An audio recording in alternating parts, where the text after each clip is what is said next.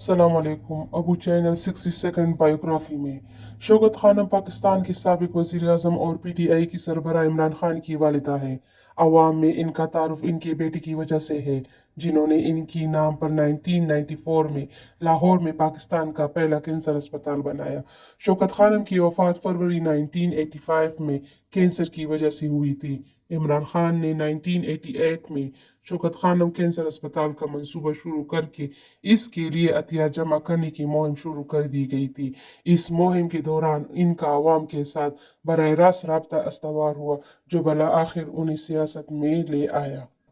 इस तरह कहा जा सकता है कि इनकी वालिदा के नाम पर बनने वाली अस्पताल ने इनके लिए इस माहौल की बुनियाद फराहम कर दी थी, जिसमें आगे चलकर वो पाकिस्तान के वज़ीर-ए-आज़म बन गए।